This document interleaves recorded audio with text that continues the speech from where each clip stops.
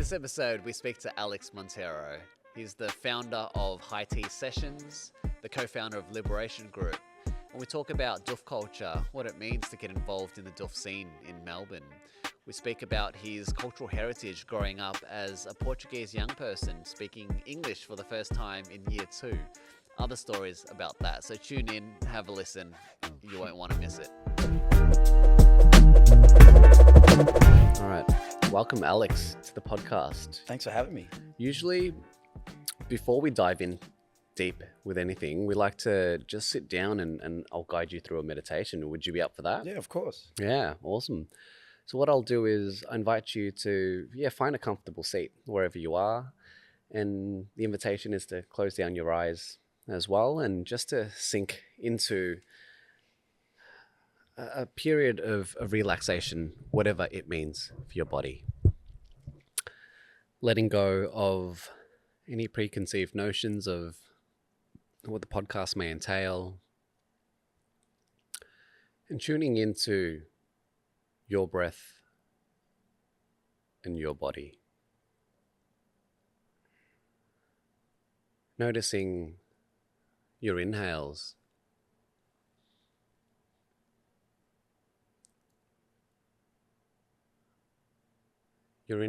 when you fill your body with this delicious oxygen.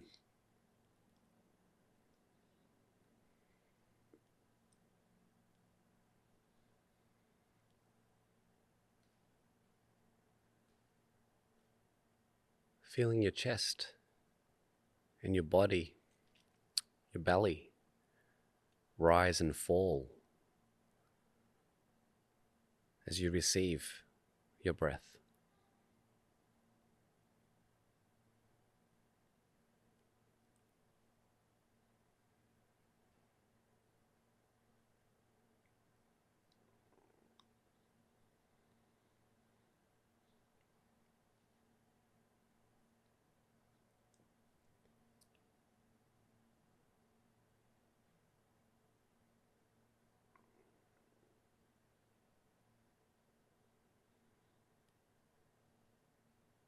Can you notice the temperature of the air when it enters your nostrils?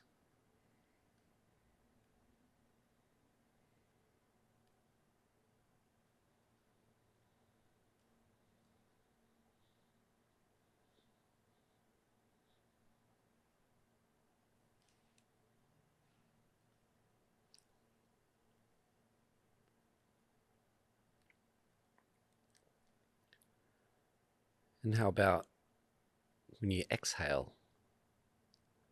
What's the temperature of the air when it leaves your nostrils?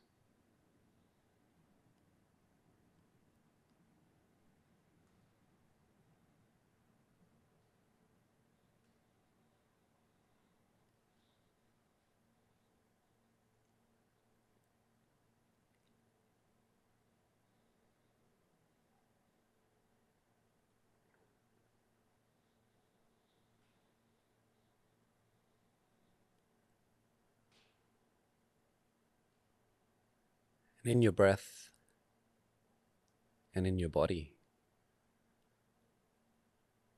see where you can find another 10% more relaxation in your experience right now. How can you ease and relax just another 10%?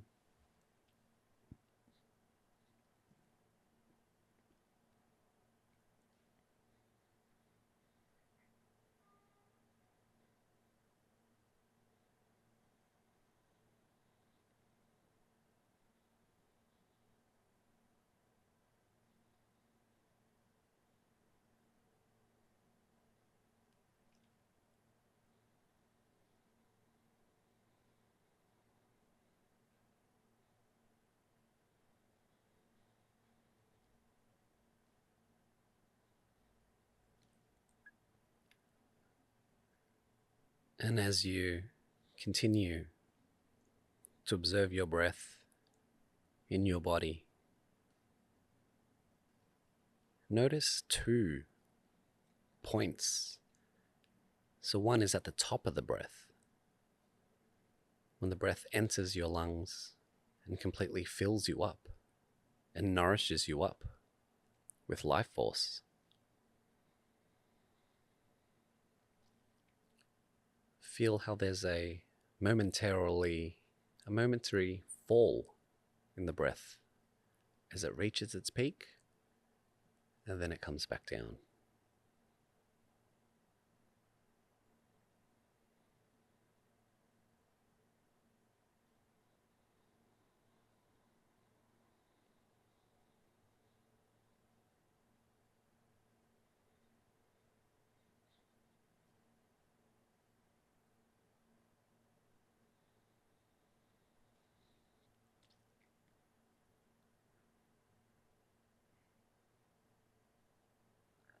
And at the bottom of the breath,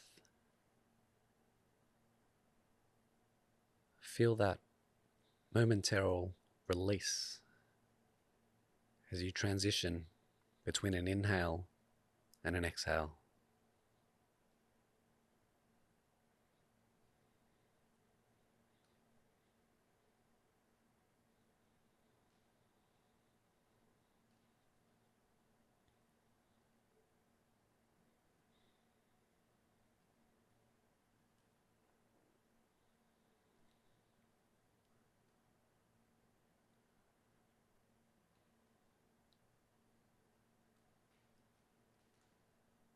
These practices are so valuable,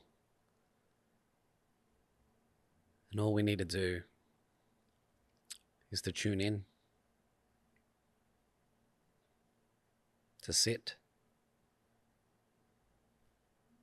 and find the awareness and the consciousness in our present moment through our breath.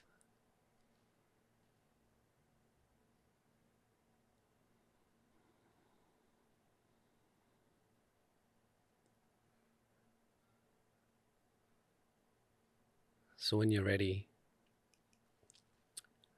just letting go of the experience that you've had right now. Maybe gently just moving your palms together and just rubbing your palms together. Just feeling into where you are right now as you join us on the podcast. Rubbing your thighs, just as a memory of where you are right now as we sit here together on this ball of earth flying through the solar system.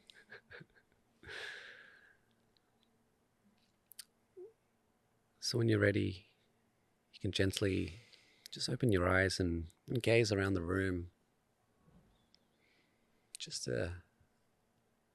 when I find I exit a meditation, I see the world in a new, yet a kinder light as well. How was your experience in starting our podcast and our journey here and discussion through that method? Yeah, I love it. I love it. You almost sent me to sleep. I was so relaxed. I was just like, I think I want to hear your voice every night before I close my eyes. Oh, you got to pay me more for that. Yeah. We'll bring the podcast on the road. Yeah. That was awesome. That's a good way to really feel into yourself and sort of settle yourself down before you start talking without thinking as much. Yeah. How does that compare to some of your other practices with breathwork? Because you told me that you've started doing that as well. Tell me about that. Yeah, I think it's very similar in the way that you sort of ask questions introspectively, but obviously you use breathwork a lot to sort of break down a lot of that voice in your head that's trying to distract you, and just focusing on the breath itself allows for just sort of, when you do breath retention, you're not breathing, you're holding in that breath after a lot of big breaths, you're in a real sense of bliss. Yeah. And it's hard to explain. I think when you're doing normal meditation, it takes a long time to get into that place where breathwork is sort of just a very fast sort of run through a wall method. And I've quite enjoyed it. I've always been intrigued on it, how there's different ways to breathe, to excite yourself, to calm yourself down. You know, there's it's a big world out there. It's been fun this year, really learning it. How about yourself? Have you done much breath work? Breathwork's an interesting topic for me because I've practiced yoga and meditation, and the breath work that I've traditionally practiced, we used to call it pranayama, right? The practice of connecting with the breath through yoga. And I've seen in the past few years the word breath work is very prominent now. Yes. And from what I've seen, and what I understand of it, it's like holotropic breathing where you're like Yes. doing that, right? And it's interesting because when you do that, you're right, you somewhat run into a brick wall, right? Yes. Or through a brick wall, and you can feel your lips go tingly, and your fingers and your face. Yeah. You really get that initial sensation. And people like scream and they release trauma and all those different things, right? So I find I'm fascinated in it, that it's become such a big thing, but I don't practice it myself. I generally move my body and then find just mindfulness in where I am. And observing my breath. For me, it's quite simple. I don't have to go through other tactics as well. Yeah, but I would love to extend the invite if you want to come to one of the classes on a following Wednesday. Yeah, it's good. I think once you do it once, yeah, not to say like you've done it obviously in small ways, but I guess every room and every way a teacher teaches it is very different. Yeah, and I think where the teacher I'm at the moment is very it's for beginners and it's educational, so you always leave there learned something, and I think that's the most important thing when you're trying to do things that are, in a sense they're proven methods, but also if you're not fully aware of what it can do, it's so new to you. A lot of people breathe, but a lot of people breathe so shallowly. Everyone breathes, right? But it's how people breathe, and so shallow, and they don't even use practices to help themselves calm down during the day-to-day, and people don't actually take notice. It just happens in the background. But I'd love to bring you down. I'll take up the offer. And so Alex, I've met you, I think the first time was at one of the Liberation parties. Out there at an illegal Doof. Out near the West Gate. Tell me how you got into hosting parties and doing it in the underground and just bringing people together for a good time. I think when you grow up in the West, especially in all boys school, I think we instantly found a group that had that same interest, and that interest and that shared joy of playing music and bringing people together, and in a sense not really caring about the rules, but creating our own rules within our party. So yes, it was underground, but at no point was it ever dangerous, or at no point was it ever, to us, felt illegal. For everyone else, it would have felt illegal, but I think we were so the importance to make sure that we never left a trace. The importance to make sure everyone there was so safe and always checked in on. I think for us, I felt like I could have thrown a doof next to a police station. I would have been the first one there, because for me, it felt like it was something that should be allowed. And I think for some people, I think that's crazy, but there's a way to do it safely. And when it does safely, it's just beautiful. And it's for me, that's a community that we've been growing and building now for over 6-7 years. And I think people trust us with those parties that we've made. And that was your first time at a Liberation event? I think so. How'd you find that? That was a fun one. It was a fun one. I saw it on your Instagram page, right? I went to the same high school as you guys, just a couple of years older, right? But we stayed connected through mutual friends and brothers and siblings and all that. And I've admired the cool little parties that you run. And I was free that night, and you were like posting cheeky scene and location descriptions, but trying not to get too didn't want to throw the floodgates out too early. So I kept in touch, and I thought, hey, I'm free tonight, then I'd probably drive down. And so I did, and I found the secretive nature of it. It just made it cooler and funner, right? And as I walked through, it was out was a cold day under the Westgate Bridge, Yeah. and it was really cool just to follow the music. You can see the cars all parked there. I think cops probably already know about that place, right? I think, but getting there, it was just like it's just vibrance as you emerge and as you see the whole setup, and it was really well set up as well, and everybody really was having a good time. Yeah. Yeah, I think we take every little part of throwing a doof is so important. Yeah. So for me, you need to have that element where do I go? You just got to follow the sound. Yeah. That to me, that is a doof. If there's no point where that is happening, then you're missing bits that make that experience for people. That's what people remember. And that's always something that we do. And that spot it's an awesome spot. We've always we've got 2 spots that we go to, but that one to me is it's special because firstly, we don't annoy anyone there. Yeah, There's no absolutely. houses nearby. Yep. Absolutely nothing going on. So it's great. The other one, we used to get some Altona on the Facebook residence page being like, can anyone hear that loud music? And then we'd be like, okay, we're now, that's a bit, we don't want to be annoying people around. Yeah, of course. And that spot is just awesome. And there's no mosquitoes around, which is a big problem in Melbourne when you're trying to throw summer doofs. Yeah. You don't want to bring too much bug spray. So how did it all get started? So a group of boys got together and thought, hey, it'd be a good idea to throw some parties or throw a doof. Yeah, essentially. I don't know where it started. I guess it was just we'd gone as younger guys. We went to a doof near the Bradmill, which is an old Yarraville sort of abandoned factory. And when we got there, we were probably a bit too young to be there. But once we got there, we were like, this is a beautiful culture. Like we were younger, but the people there, they came to us, they chatted to us like we were, adults. I think none of us even had our P plates at that point yet. And that culture was just, I think for all of us, touched us, and we were just like, we love to do this our way.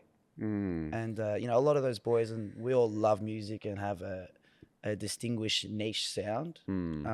But it's for the most people that everyone can find their own love within all of our different sounds. And I think we just, as soon as we could, a couple of us were like, all right, let's draw up a little doof stage, which was a little trestle table and 2 speakers that we rented from DJ Warehouse. And we're like, let's hopefully not get nothing taken away. But, we've run about 7 or 8 now. And we've had the police come down to some of them, and it's never been a problem. Because I think if you speak to everyone that's there on the night, including ourselves when we're running it, with respect, I think it always just keeps that event being positive. But as soon as you start sort of breaking down that we're all in this together, then I think it becomes jarring. But even when the police have come, they've always been, all right, just don't be too late. Oh, really? Yeah. So they've given you grace. Yeah, they've given us grace. Because we'll go up we'll meet them there, and I'll be like, look, there's no point you coming there. Unless you want to shut it down, like it's 200 people, there's 2 of you. You know what I mean? You don't have that same power. I've come to your car to have a chat with you, and we can action power. Whatever you want to do, we can have a chat about it civilly. You know what I mean? Yeah. And we always tell them it's a birthday party. Firstly, that's number one rule. It's always a birthday party, but no one's birthday. But you have to say something, because of course you have to try to give a little cherry on top for them. But no, I think they're very respectable. They understand that. I give them my ID and I say, come back the next day. Yeah. If you see a bottle cap, send me the bill. Yeah. I still haven't got a bill yet. So, we always go back and do a vigorous clean. Yeah. That's important to us, like I said before. No, that's incredible. It's really incredible. But tell me more about that Bradmill party. Yeah. When you were underage, you were young, very impressionable, obviously. Very. But tell me about the scene as you walked in, as you followed the music with your ears. Tell me about that experience. How old were you? I want to say 16 or 17. I definitely around then. And we were someone's birthday, and we had obviously our mutual friends that we have. One of our older friends' brother was like, oh, there's a doof there. First thing I said was, what's a doof? I didn't even know what a doof was. It's a new word that just came into my vocab. And then we followed the music after we probably walked about 15, 20 minutes. And as soon as you walked in, it was just like your mind was blown. You're like, this is not a club. This is the underground scene in its entirety. And then Firstly, you're just scared when you're that young. Being there, I just remember being so stimulating that I was like, "What is going? I can't figure anything out right now." And then as you sort of go in, you just first thing you start doing is just talking to everyone. Like, what's going on here? Well, what is actually going on here? And then you meet the organizers. Which I met them pretty quickly because they obviously would have said, like, if we were running a Doof and we saw 16, 17-year-olds walking, hey, we'd what probably, are you doing here? Like, well, it's past your bedtime. And then, they sort of spoke to us and they gave me the rundown like I do now to people that come to my Doof. You know what I mean? This is the space, this is the crew, this is safe. If anything's wrong, come to us. We're here. We've got everything that we need to help you. And I think that was the impressionable part that will never leave me. I was like, yes, it's underground, but this is as safe as a club. If everyone buys into that, you know what I mean? You don't have to buy drinks from a bar just for it to have this legitimate feel about a music space. You bring an esky of drinks. Everyone's laughing. You don't have to profit off everything. Everything there was for free. And that's what sort of blew my head away.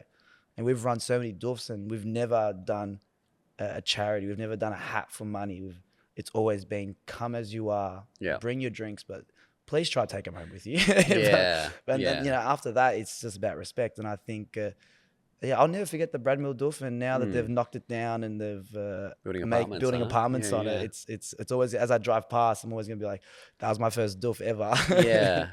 And so that was probably almost like 15 years ago. Right, for you, you're almost 30.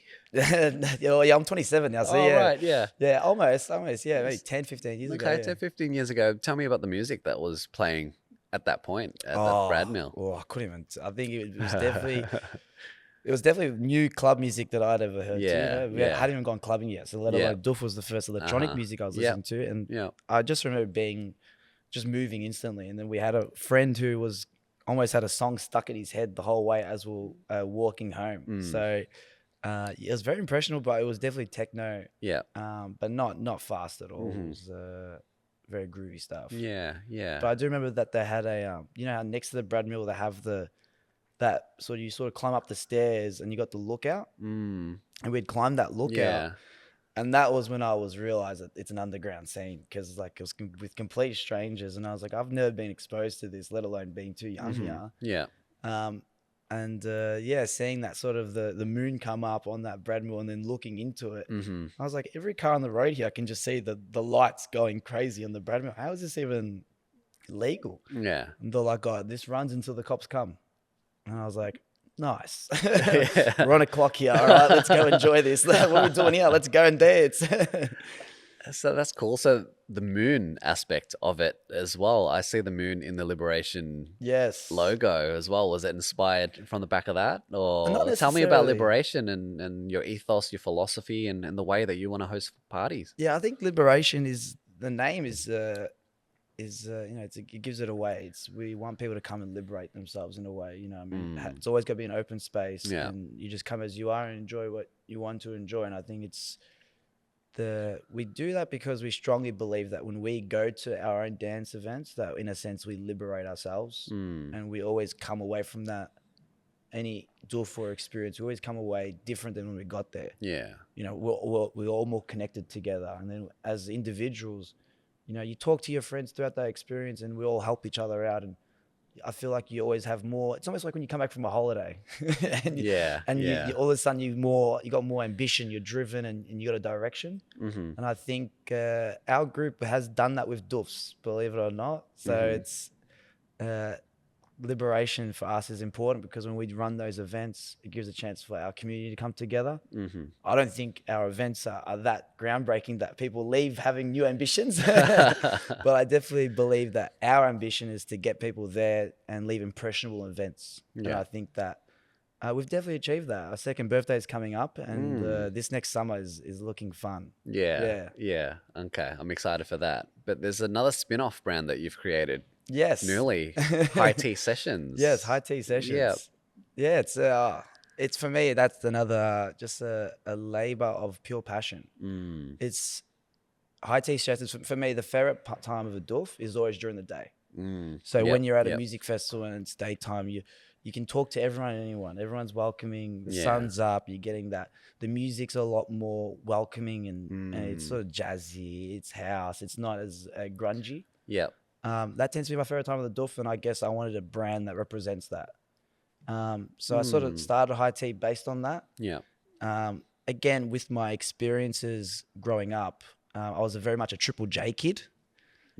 So I had that, a lot of the bands and live acts were in that. And then once I sort of heard live hybrid sets where DJs were playing live elements and DJing, I was like, this is it. This is the shit. And there's not much of a platform for it in Melbourne. So for me, it's like, well, I can see the lack of it in the market. And, you know, when you speak to other people who do live acts, they've got nowhere to play their music. You can't go to a single club in Melbourne and have a live act there regularly. It's always just a disc jockey.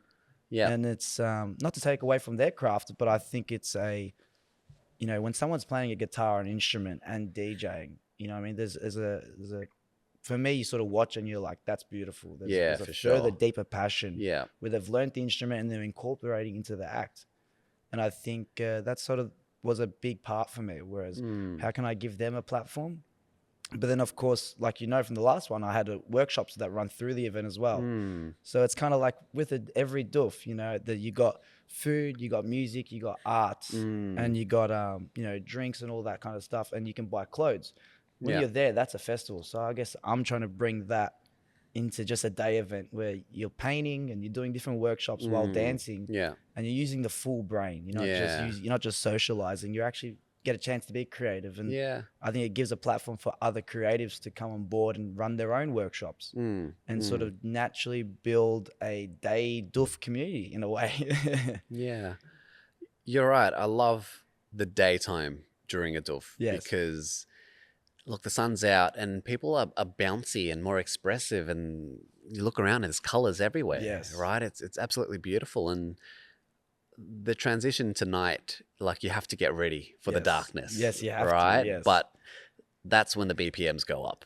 And then the lights come up and it's harder to connect with others. Like, well, people are more standoffish because the darkness is between you and another person. So you're like, I don't know, I can't trust them just by looking them straight off the bat. You know what I mean? I think that daytime is just, you know, you're so up and about with that weather. The weather carries you through that session. And the live paintings I see on the dance floor at a Doof as well, just how incredibly creative people are. And they've got their canvas, they're just doing their thing and letting the environment inspire them as well. And I think that's the beauty of the Doof culture, where it's you make it what you want of it. That's true. You know what I mean? There is no restrictions, no limitations. And I think my event and that brand High Tea, I want that to be that. You know, in the pipeline, I want to make just a comedy night, a High Tea comedy night, not even music involved. But it's just about pushing different arts together and letting people do their hobbies and make it, like, just giving that the platform. Because that's how you build an organic community with like-minded people like yourself and other people who have jumped on the brand and seen the purity and wanted to succeed.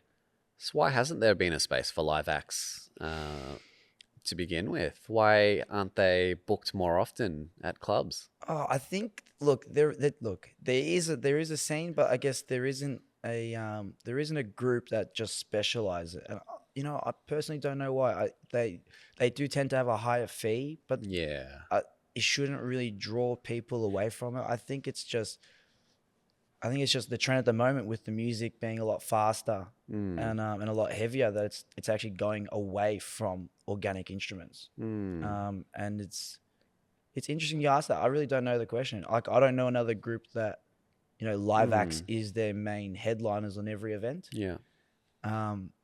Because when I am booking a lot of the live acts, they're like, we don't have a platform where, you know, I have to play at a jazz club to play my saxophone. I don't have anywhere where I can play my saxophone in a Doof scene. And I was like, well, that's my brand. He goes, I've been looking for you for years. And I was like, well, I'm here now. This is your platform. Please make it as you want. You know, I've booked 4 acts for live acts, and I've only heard one of them.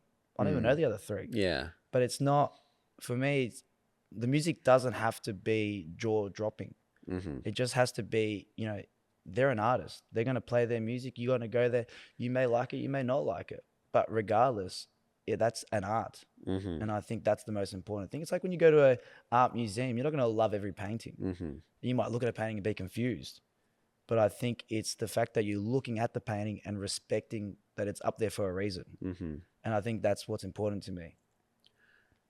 Yeah, you're right. You don't have to like every painting and all that, but the beauty about live acts is that element of musicality that they've trained with their instrument, and it's their expression on how they want to bring it into the world. Yes. And then they've coupled it with also electronic beats and DJing sets as well. Yeah, right. So I love the combination of the two, and it makes their acts much more special.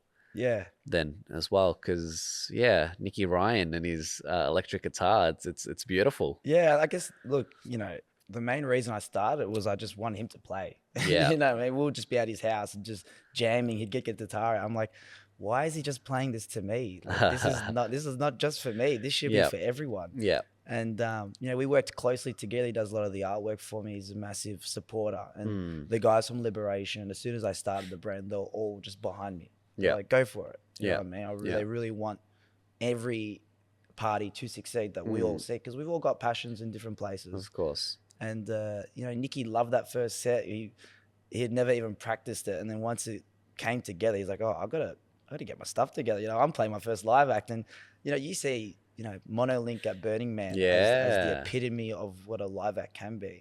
And you know, if you watch that, you're amazed, and you can see why people try to replicate it. But you don't see why the industry aren't allowing a smooth process to it. You know what I mean? Why do we love that music but make it so hard for them to go into that? Yeah. So, you know, it's, you know, I'm only up to my second event coming up on the 20th of October. And hopefully it just grows itself. And the live acts, you know, they grow into themselves because they're all roughly new as well. And I think that would be the beauty of it. Me is seeing the journey of the music and the culture growing together. That's the most beautiful bit. You grow together in the community and as the culture, and that's what we do here at OKIRU as well. Like, one of the things I've always said is we live in a permissionless world, right? Yes. You don't have to ask anybody permission to do and to live your life. But a lot of the times we hold ourselves back because we think that we're not ready, but suffering under the judgment of others as well. So I love the confidence, and I love the ability to just take it and run with it, with the learning and the journey in mind. Yeah, well, I guess I put a lot of perceived pressure on my friends, because I always go like, this only goes as far as you guys want it to go. You know? And I say that to everyone that comes in. I'm like, thanks for coming. Please come to the next one. Bring a friend. Yeah. Because, you know, Instagram can only do so much. Yeah. And, you know, you can master everything behind the event and even during the event, but especially it's only driven within. Yeah. And I believe there's a platform for it.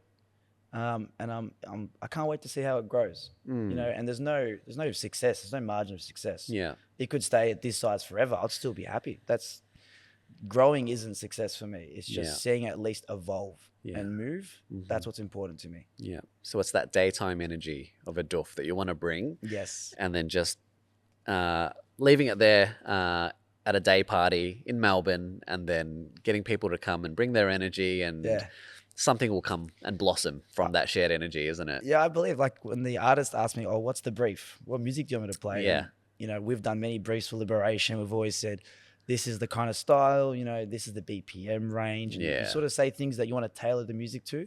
And I've said to every artist, imagine you're at a Doof during the day. And that's all I say.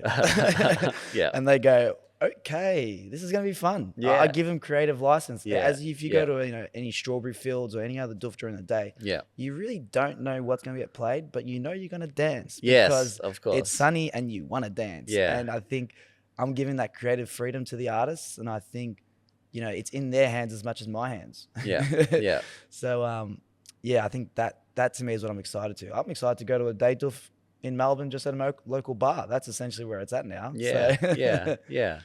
But with Liberation, I see all you guys, you all have your own interests and journeys, as you mentioned, right? Yeah. But it's like a boy band. You have your own solo careers as well, all right? Like, tell me about what's your stage name and the brand of music that you play yourself? Yeah. Oh, thanks for asking. My stage name is Juitsu, which is a Portuguese name. Uh-huh. I was last to the DJing out of all the boys. Yeah. I was always one that said that I love being on the other side of the deck so much that I don't want to complicate it. But then it got to the point where I was like, all right, we're throwing enough parties. I might as well start learning. Now I'm just being lazy. Yeah. And Jiu-Jitsu pretty much just means, like, my mum used to say it to me every time before I'd leave the house. She'd say Jiu-Jitsu, which just means don't do anything stupid. Be smart. Have some wisdom about you. Yeah. And I was like, what perfect name for a DJ. Then the complete opposite of what I'd do. Every time she would tell me to be smart, I'd probably be leading into doing something completely stupid. Yeah. So it was perfect. And I like to play. I play everything, honestly, because I've got the Liberation sort of influences. So I play that sort of heavier, melodic house. At nighttime, but it's always sort of driven through with such ethnic music. With a lot of Latin, a lot of Afro. So for my daytime sets, they tend to be more jazz house, Afro house, and then nighttime tends to be more melodic house, and Afro house. So out of the boys, I've definitely got the most unique sound, and I think it's because I am the only WOG, so that'll do it. But everyone, the beautiful thing about Liberation is that we all have such a different sound. If we play 5 of us in the bill and you play any couple songs from each set, you'll be able to tell exactly who's playing that sound. All right. So who opens the night then? Usually me.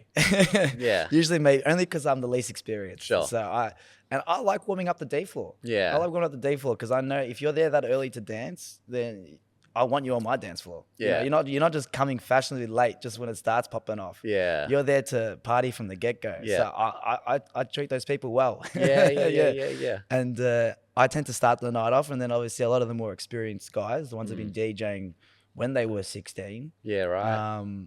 They would obviously, take great pride in closing and finishing the shows and playing those big sets. As they should, because they love their craft so much. And it's that love that they have that drives the events, really. Guys like Rowan, Nick Ryan, Jonathan Gibson, and even Nick Lennon, who's not part of Liberation, but he, loves it so much that it's infectious to people dancing and infectious to him playing. I've seen all the boys play, and they all bring their own certain magic to them. Like Nick Ryan, what's his stage name? Maratis. Yes. Right? Tell me about his journey. How did it all start? Like, you've been able to observe him from the very start, right? Yeah. Well, he loves producing music. That is that's his meditation, I believe. Yeah. He can just go on Ableton for hours and hours and hours, and what he produces is brilliant. And he's created all different types of music. When he started, it was a lot heavier. A lot heavier. So much different to his sound now. If I showed you a track from maybe when he was 16, 17, you wouldn't even know it's Maratis. Considering the bulk of music that he's released to the public. And now he obviously does a lot more down tempo, progressive, melodic. Sort of dips within that. And with the guitar as well. So he's been when we had a Strawberry Fields, there was an artist called Just Emma, and they were a duo, and they pretty much just posted online, is there any couch for us to stay at? They just sort of were couch riding, and Nick's like, come down to my house, I'll sleep with Johnny, and they had these two international acts just sort of sleeping in his bungalow, and during that week, I think that just rubbed off so much on him, and they've given him the platform to release on their label. And that's sort of really, energized him in his music journey. And I think that's the beauty of the scene, is that bigger artists can help smaller artists sort of break through, or at least find their own path. Look, what I really love about Liberation is it hits close to home, right? I went to school with you guys, but also just a couple of young guys producing some beautiful melodic sounds from Western suburbs, right? Like, you don't hear that every day, that's for sure. And tell me about Rowan. I see him, and he's mustache is majestic. Yeah. Mr. Brand, we like to call him. Mr. Brand. Yeah. He's awesome. He out of everyone in Liberation, he's all chips in. Yeah. You know, he's the driving force, and you really can't deny his love for music and his love for dancing and his love for making people move. Yeah. And I believe he's found his purpose. Truly have. Yeah. And yeah, he's been hitting the club scene for a long time. He plays at nice events from crews that really care about music. Yeah. And the credit to him is that the groups that are getting him to play, you know, they're a lot older. Yeah. There are a lot of older crews that have been in the industry for a long time, and they can really tell when an artist has it. And you know, when they're booking him, it's confidence of his ability. Absolutely. And he's playing at a Doof coming up, Interstellar Groove as well. Yeah. And I think it's a turning point for him. It's the first big Doof that he's going to play at, but it won't be the last one. I'll tell you now. Yeah, and for sure. Like, you know, he was with us when he was with me when we went to the Bradmill Doof. Yeah. And now it's going to be amazing when I'm behind stage with him playing at, you know, bigger Doofs as the years go by to see that full circle.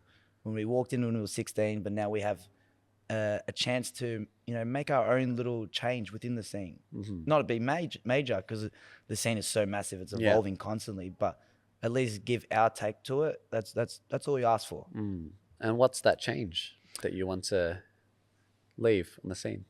Oh, it's a big question. It's a big question. Look, I've always had some crazy dream to run my own Doof. Yeah. I don't know why.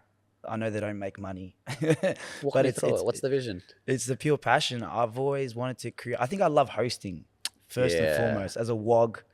You know, if you come to my house for lunch, you know, you'll be leaving full and with the take-home food. You know, so I think hosting for me is a joy, and I think hosting a Doof is like the ultimate dinner party. You know what I mean? So I think that's where the love comes from. But then I've also got a vision of how it should be. Yeah. It should be a playground for adults.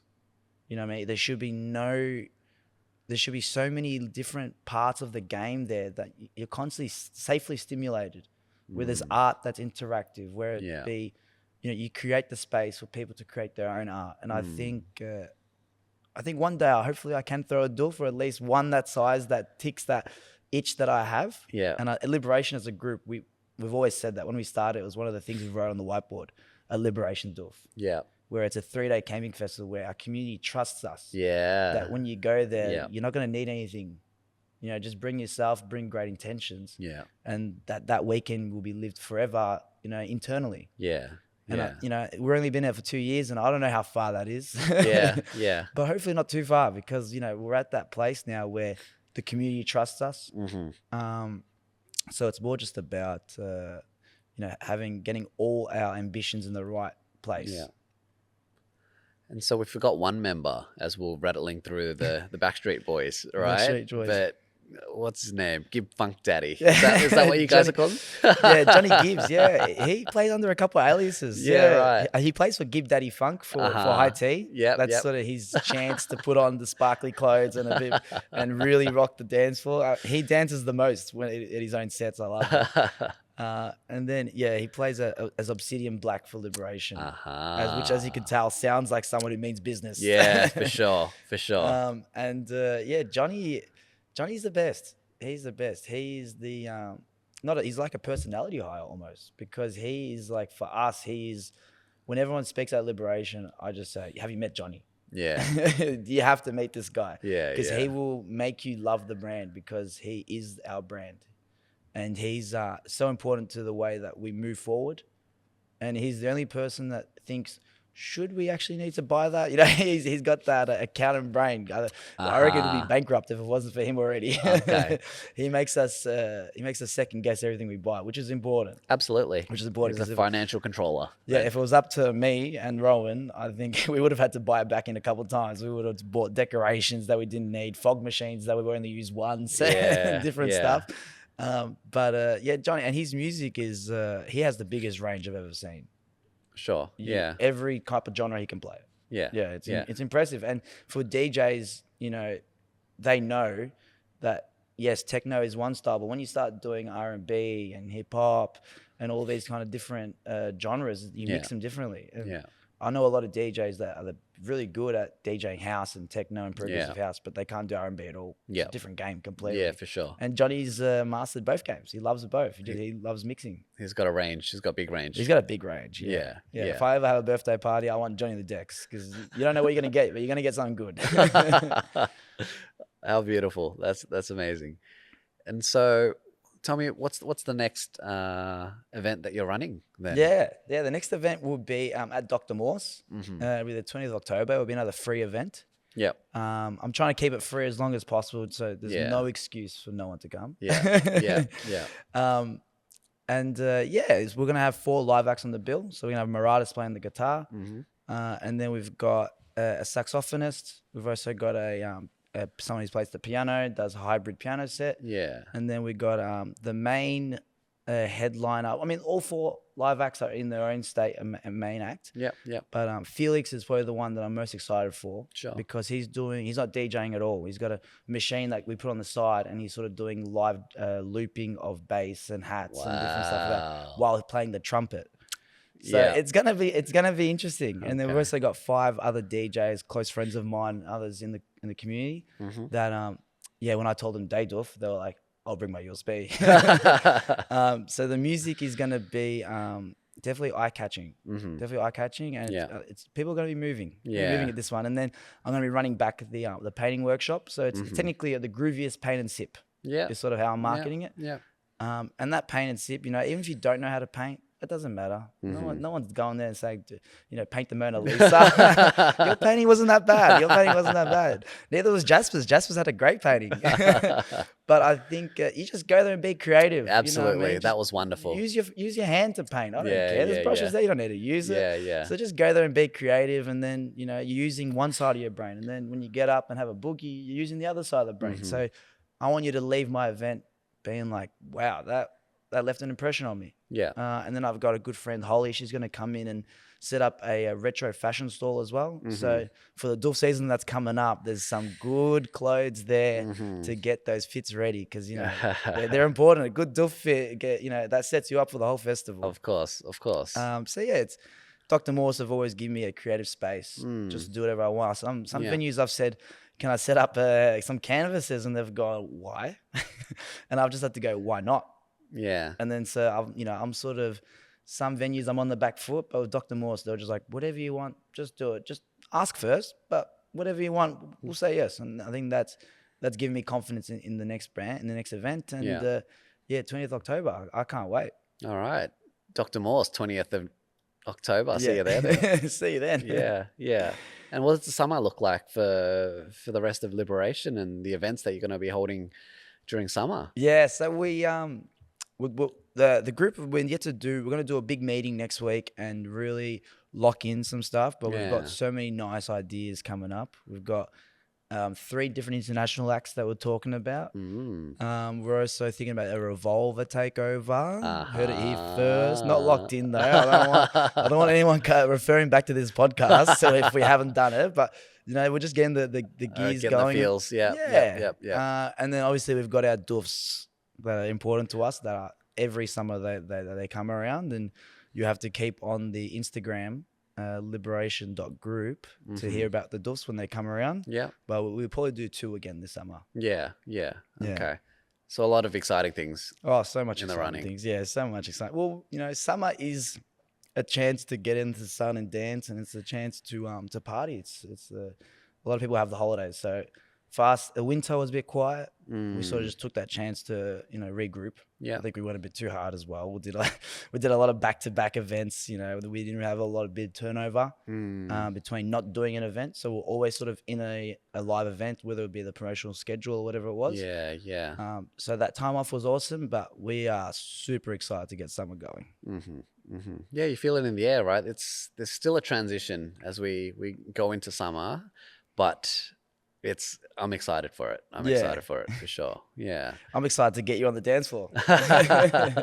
Done. Is there anything else you'd like to add while we're still here? Any stories you'd like to share? I could share one of the stories of us packing up the Doofs. Yeah, please. Yeah. It's the hardest thing ever to do is when it's when it's 5 o'clock in the morning and the crowd does not want to stop, and you still got a healthy 40 people. Yeah, right. 40 people at 5 a.m. is a healthy number. Absolutely. You know what I mean? You're doing something right. Yeah, and and we've always said, we got to sleep. We got to get the show on the road, and the pack up takes about 2 hours easy. Like the fairy lights is the best and worst thing to ever be invented, because it's immediately tangled as soon as you take them off the trees. I don't understand how that works. Yeah. But yeah, some of those stories, like those are even out of all the doofs, somehow the pack up is the one thing I remember the most, because it feels like you're at war. It is like you've never been challenged so much. you got like 30 people and you're trying to bark instructions nicely. Yeah. And there's little things within that. And then after you finish pack up, everything's in the cars. You're about to call the Ubers to get out of there.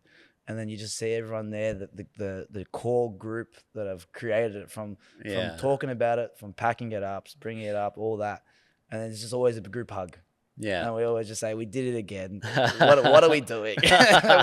Why did we do this? And then we're like, we're doing it again. You know what I mean? Yeah. So that, those hugs, they're the best thing. Yeah. And it's a chance within us to, to show gratitude for what we want to do and following that passion. Mm-hmm. But my goal is just to have more people at the end to hug. Yeah. More people that want to buy into that, because it's not a private club. You know what I mean? The public events, as you know. Yeah. There's no green room to hide behind. No, right? There's no, get the green room away. Who needs a green room? Yeah. Go to the front of the dance floor. That's where it's at. Yeah. How wonderful. And so, look, I want to circle back on a couple of stories then about your upbringing. A few times you were like, I'm the only wog in the group. But tell me about your experiences growing up in a Portuguese family then. Yeah. Oh, look, I don't know if I can say this, but I definitely got hit a lot. Yeah. I mean, I was a cheeky kid, and they didn't hold back, but it was not in a bad way. But it was definitely like being European. Like I only knew how to speak Portuguese until about grade 2. Like I was in prep and 1. I was on the back foot. I had no idea what the months were.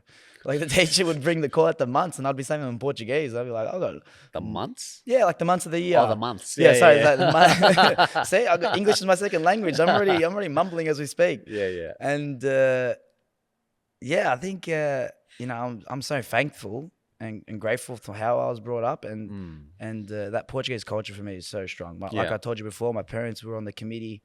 My dad was a treasurer for as long as I can remember. My mum has always been in the kitchen, cooking and cleaning and helping, and seeing their free labor for building and upholding that community This me is the was Portuguese community. In Melbourne. Yeah, not Liberation, but the Portuguese community.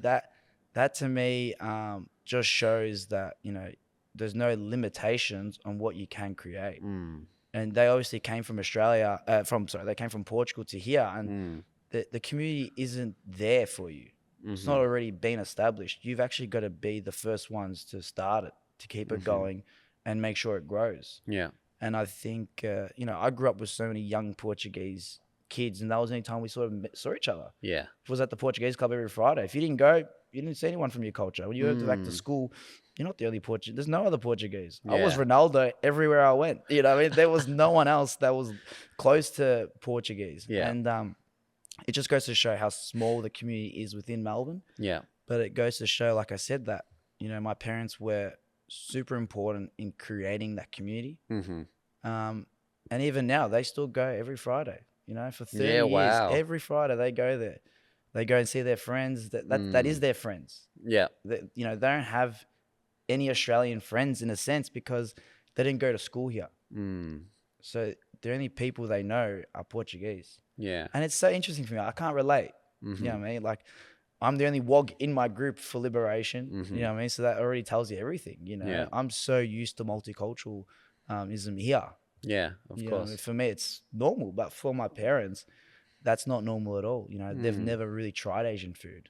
Even after all the years of being here and being such good Asian food here, they still like, I'll stick to my Nando's. I'll stick to the peri peri chicken. They stick to what they know. And, it's so interesting seeing them, melt into Australia their way. Mm-hmm. And I've got an interesting question for you, but I'll ask the question I asked my parents. I said, when you think to yourself, what language do you think in?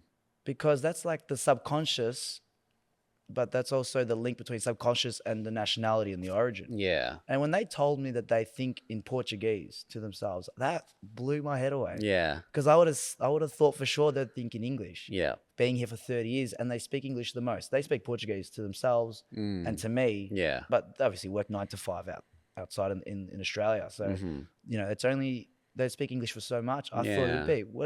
What do you think about that question? Do you know what your parents would have thought? Would have said? My parents are very similar to yours. Yeah. Right.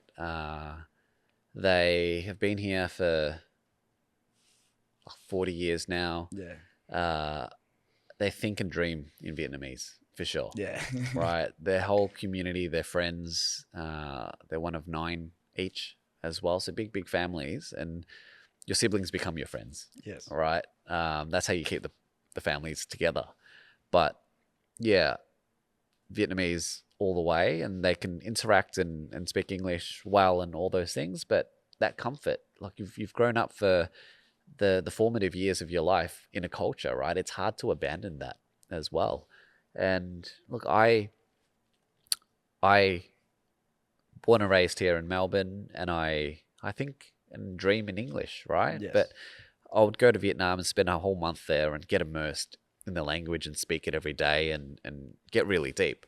And then I'd come back here, and the way I think and the way I would think in Vietnamese sometimes, then because of that absorption into the culture, I get to bring it back. But that fades very quickly. Yeah, so it takes a couple of days Yeah. for me to like lose language proficiency with which I've built up over the Yes. month, right? Which is sad, but it's just the reality of things. Yeah, you really have to train it. Mhm. You know what I mean? I went to Portuguese school every Saturday morning Yeah, from prep to about year 10, 11. And even then, I went there and I just played a lot of soccer. I was never a bookworm, yeah, but I learned it. So when I went there, I could speak it, and I go there, and within like a week, you're like, oh, this is my place. Like I speak so well. You know what I mean? You catch up to it, you think in it, yeah. and then as soon as you get back, you're just like, the language is almost useless. And that's the craziest part about it. Have you been back to Portugal? Yeah, I've been my parents, they've always instilled to me that is home. Yeah, and Right. I've been very privileged and lucky that I've probably gone about 7, 8 times. Beautiful. And that to me still does feel like home, even though I didn't grow up there. Yeah. I've only seen it as a tourist also. That has to be said. Living in there is so different than holidaying there. Absolutely. Yeah. But that culture is just, that I just want to sit on a beach and I just want to kick back and not do much. But you know what I mean? Just go to a cafe, have a Portuguese tar and a short black. Thanks for coming. There's your whole afternoon. Imagine you said that in Melbourne. Oh, what are you doing? Going to the cafe for how long? The whole day. They're like, no, that's not productive at all. You got to run to 6 different places. Exactly. It's too chaotic here. Even when you're trying to holiday here, you can't really stay at one place. Yeah, I've gone there a couple of times and I love it. And it's good to see that in the last couple of years, it's no longer a hidden gem. Oh, no. Everyone knows about it. It's on all over TikTok and Instagram now. And all my friends are going, and I'm sending them a big list of where to go, because I take such pride in my culture. And Beautiful. every year I've gone, I've always added to the list, and I've just sent it to people. Yeah. So if anyone wants, anyone needs a list, just hit me up and I'll send it to them. Yeah. Yeah.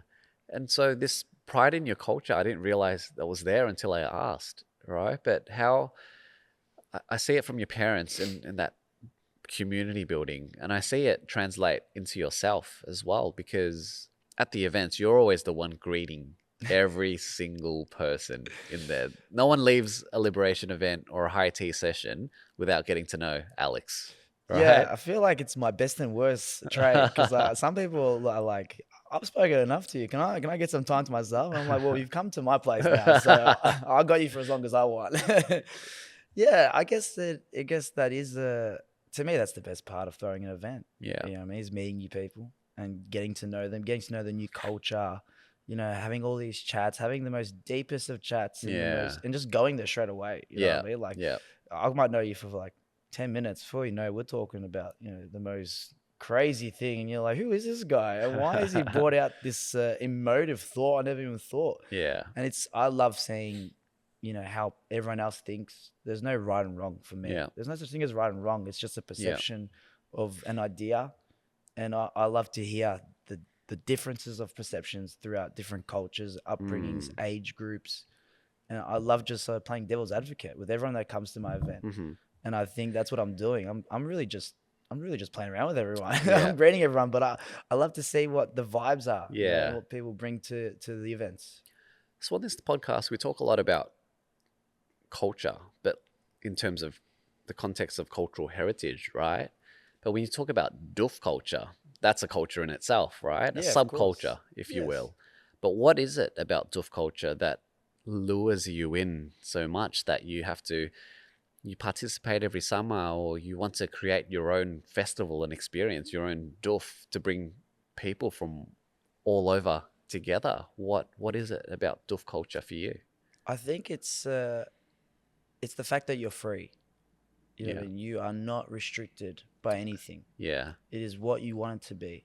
And I think that in a sense we have that in everyday life. It's not, you know, it's not to say that we don't have that, but I feel like it is a weekend of you're in an adult playground Yeah. and you can make it whatever you want. You can go there and not dance to a single dance floor. You can just partake in the workshops Yeah. and go shopping and just talk to new people and just do some meditation. You don't have to dance. Yeah. You know what I mean? It's people have this perception of what it is. Yeah. As some sort of drug. People will say, "Oh, there's music at the drug festival." That's such a massive thing. And, you know, I get it. You know, I'm not gonna sit here and say that joke isn't funny. Like, it's funny, but you know, there's more people. There's people there that don't do that. They don't partake in that. I love seeing when True. you know, you see families, young families. Yep. You see little babies there. Yeah. And you know, it freaks some people out. I love it when I see It does freak people out. It Yeah. does. Yeah. I get it. But you know, when I see a little baby there, the first thing I do is I get on all fours and I crawl towards the baby. I try to make the baby laugh, and they got the little headphones. Yeah, they got the on, little headphones. and Yeah, it's so cute. And it's like, you know, yes, I would never be in that position. My Portuguese parents would never bring me here ever. Yeah. But you know, I want to bring my kids here. You know what I mean? I want to do it safely. I want to do it. Yeah. I want them to be exposed to this culture as soon as possible and then know it the best way as possible. Yeah. And I love seeing the babies there. I love seeing them laugh and cry. And you see them in the mud and you see them just wearing a diaper and they're just playing. And you look and you can't tell me that's a bad place. The baby's just living its life. There's no iPad in front of it and a couch True. and doors. Yes, you got to be smart about it, how you do it. But you trust the parents know what they're doing. That's their child, you know. Yeah. You can't tell them what to do or not to do. And I love seeing them then. Seeing a baby at a Doof, that is the epitome of Doof culture. You know what I mean? It humbles everyone and it's whatever you want it to do. I like that. It's that freedom of expression at its most truest level, right? Yes. Because everybody leading up to a festival, you prepare your costume and your outfits and things like that, and that's your expression in full blown. This is it, because there is little judgment out there at a Doof, right?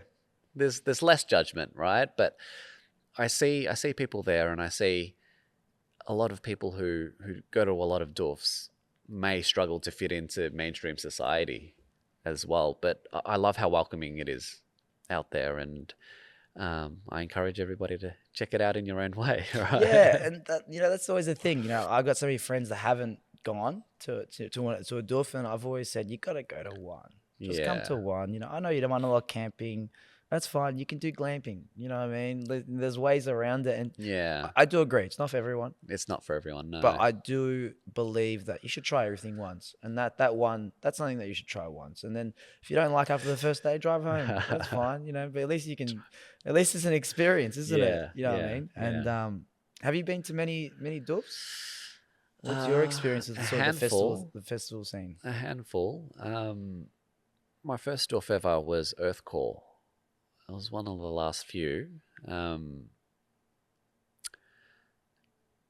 It was a group of mates. We all went together. It was eye opening. Just I love psytrance, right? That's probably one of the genres that I've continued to listen to. I started listening to more like traditional trance, a bit of hardstyle, and then a bit more, not much housey, but yeah, psytrance seems to be the thing that keeps me going for some reason. Yeah, Earthcore, been to a Rainbow Serpent. I've flown up to Brizzy and I've gone to, what is it? Earth Frequency. I've been to this one. It's 4 hours north of Cairns. I can't remember what it's called, but it was a lot of fun. Run by these Israeli guys. There you go. So it was, this site had a river surrounding it. Yes. And then there was a waterfall that was a 30-minute hike away, and that you would hike up the hill and people would do it barefoot as well. People have trained their foot. Yeah, it was really gnarly. But the name, I'm sad that the name escapes me, because it was a very beautiful and freeing place, right? Yes. So around the river, you just swim nude. It was just what you do, and it was just very liberating. Yes. Right. But yeah, Doofs also give me energy. I don't go to as many, because it is a big investment in time and energy as well. And you have to have a good crew with you. It's not as fun when you're going like in a smaller group, right? Because if you have a big camp, if you've got like 20 people or something like that, you've just got people chipping in, and you make like a castle or like this complete grounds where you all like hang out, and it's a lot of fun that way. So look, Doofs have influenced me, has made me much more colorful and add more spark to my personality. That's for sure. Yeah, I think that's the beauty of it, is you don't really look at yourself in a different version or allow yourself to liberate in any other way other than when you go to sometimes like a festival there. Yeah. And you leave that and you're like, okay, who cares about judgment? You have all these sort of different preconceptions that you sort of eliminate once you come back. And for me, I'm definitely more carefree when I get back. Once I recover from the week-long hangover, I always try to reflect on the week, and I'll be like, I've made 20 new friends. Yeah. I would never have met them if I never had taken the risk of going. True. And then the beauty of what we have now, Instagram and social media, I'll hit them up. I'll be like, it was nice meeting you, maybe we'll see you one day. And when you see them on the street, you always say hi. Yeah. And, and you never forget these faces. The name you will forget, for sure. But the faces you never forget. But you'd be like, oh, last time I saw you wearing a purple dinosaur suit. This is jeans. Where'd that come from? Yeah. I think for me, that's what I love. It's just... It's like harboring souls, connecting to new people. Absolutely. So how we normally end our podcast is that we ask our 3 questions. Ooh. Right? Our first one is, what are you grateful for? I'm grateful for the people around me. And definitely the people around me. It's the base that I have to work from, and the friends I have, the family I have. It gives me confidence to do anything. And it's because I know they have my back, but also because I have their back. Yeah. And it's such a love within my inner community. And that is, you saw how quick I was to answer that question. It's I take great pride in the love I have for them, and they reciprocate. And so what have you realized? In terms of everything. Anything. What have you realized? I've realized that if you give people the chance to grow and make something of it, you give people the space to be curious, they'll run with that. Yeah. And you'll light fires within people. And I guess that's sort of what high tea is for me, is give people an inner torch and let them run with it. So I've realized that, the power of curiosity it's amazing. Beautiful. And the last question is, what is a question that you ask yourself? That's a good one. A question that I ask myself is, am I doing it right? Yeah, am I doing it right? It's always good to, have these goals, and my sister's always instilled to me to have, 2-year, 3-year, 5-year, 10-year goals, and it's very regimented. And I do follow that almost to a very slither of her ambition. But for me, it's am I doing it right? Are the practices in between each goal important, and are they working? Yeah. And where can people find you? What are your handles on social media? Well, yeah, definitely at High Tea Sessions, at liberation.group, and at Alex DS Montero. How do you spell your name? My name, Monteiro. Alex, what a beautiful session to sit down and dive into your story. Thank you for having me. With Liberation, with High Tea Sessions. I'll definitely be there for the next one as well. You're going to be serving tea at the workshop. I'll make some masala chai. Perfect. I have to, it's a reminder. I have to go to the Indian store and get my new tea, get some nice fresh spices as well. And let's cook something up. Yeah, let's do it. Thanks for having me again. So that's what I thank the listeners for tuning in and listening to Alex's story. So if you're up for it, see you on the 20th of October for High Tea Sessions. We'll see you all there. Peace. Awesome.